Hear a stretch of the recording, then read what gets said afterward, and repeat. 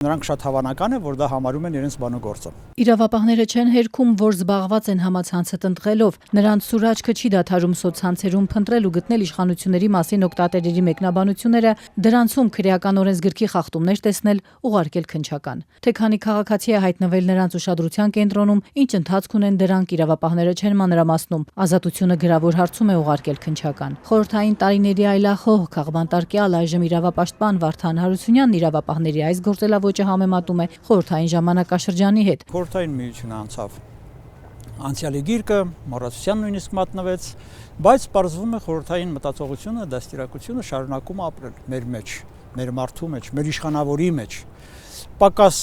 չեն հետևել մեզ, մեր քաղաքացուն, մեր քաղաքացու խոսքին, գործին, Քոչարյանի օրոք, Սարգսյանի օրոք, Սերժ Սարգսյանի եւ հիմա էլ Նիկոլ Փաշինյանի օրոք, որովհետեւ նրանք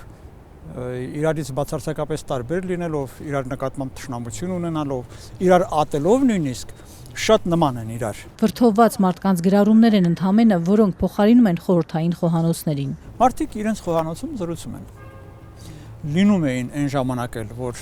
զրուցողներից մեկը կարող էր մատնագրեր գրել, ենթադրենք, եւ այդ մարդուն այդ կարգի գրառումների կամ այդ կարգի խոսքերի համար հրավիրեին հատուկ ծառայություններ։ Վարչապետի ազգային ժողովի նախագահի կամ այլ իշխանավորի տեսանյութերի տակ հարյուրավոր, նույնիսկ հազարավոր մեկնաբանություններն անհետևանք չեն մնում, եթե դրանք քննադատում վիրավորում են նրանց, այնպես ինչպես խորհրդային շրջանում էր, ինչպես հիմա Ռուսաստանում է, նկատում է նախկին այլախոհը։ Եթե նրանք իշխանավոր են, ապա որևէ մեկը իրավունք չունի իրենց մասին որևէ վատ բան ասելու։ Եթե ասում են, ապա իմ ոստիկանությունը, ոչ թե պետության ոստիկանությունը, այլ իմ ոստիկանությունը, իմ հատուկ ծառայությունը, իմ ազգային անվտանգությունը կգնա նրա հետևից, կբերի նրան եւ նա ստիպված պետք է լինի կամ ներողություն խնդրել, կամ դատապարտվել, կամ անցնել դատական կամ նախաքննական քաշքշուկներով։ Առավոտ կայքի ձեռքի տակ են հայտնվել մի շարք մեկնաբանություններ, որոնք ըստ լրատվամիջոցի դարձել են քննության առարկա վարչապետին ուղղված սպառնալիքի, նրա նկատմամբ բռնություն գործադրելու հրապարակային կոչերի հոդվածներով։ Ազատությունը փորձել է կապ հաստատել իրավապահների թիրախում հայտնված այդ քաղաքացիների հետ, դեռ արձագանք չկա։ Մինչ քննչականը կպատասխանի ազատության հարցմանը, Վարդան Հարությունյանը նկատում է, իրավապահ համակարգը փաստորեն ունի կադրեր, որոնք տնտղում են համացանցը նույնիսկ ժամերով, որ հազարավոր մեկնաբանություններից առանձնացնեն իրենց գնահատմամբ կասկածելի քաղաքացիներին ու փորձեն նրանց պատժել իրենց խոսքի կարծիքի համար։ Ոստիկանական մահակը շարունակում է մնալ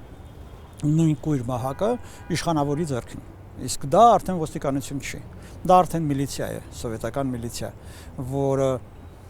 ֆորման փոխել է, արտաքին տեսքը փոխել է, անունը փոխել է, ոստիկանություն, բայց ոստիկանություն չի։ Դու քեզ շատ ես համեմատում Քրիստոսի հետ։ Արի ազգովի քեզ խաչենք, գուցե այդպես պրծնենք քեզնից։ Գլենդելում բնակվող Դիանա Խեչոյանի այս մեկնաբանությունը իրավապահները դիտարկել ու համարել են վարչապետին ուղղված սպառնալիքի կոչ։ Քիչ չեն նաև ընդդիմադիր հայացքներ ունեցող գործիչների օրինակները։ Դատախազներին, քննիչներին Facebook-ում վիժվածքներ անվանած փաստաբան Ալեքսանդր Կոչուբաևը մեղադրյալի աթոռին է։ Ընդդիմադիր գործիչ Էդգար Ղազարյանն էլ դատվում է դատավորների հասցեին արատավոր տեղեկություններ տարածելու մեղադրանքով։ Իմնեմնիմի հաղորդավարները բանտում են ազգային ժողովի նախագահի հասցեին հնչեցրած հայհոյախառն արտահայտությունների համար։ Մինչդեռ նույն Ալեն Սիմոնյանը պատասխանատվության չընթարկվեց հաղորդավարներին շանլակոտներ անվանելու, տարիներ առաջ էլ իրեն դավաճան անվանած քաղաքացու դեմքին թքելու համար։ Իրավապահները հրաժարվում են ըստ էության քննել ու պատասխանատվության ենթարկել նաև մյուս իշխանավորներին, որոնք պարբերաբար վիզը ականջը կտրելու կոչեր են հնչեցնում ընդդիմադիրների հասցեին, KGB-ի գործակալ անվանում բարձրաստիճան հոգևորականներին։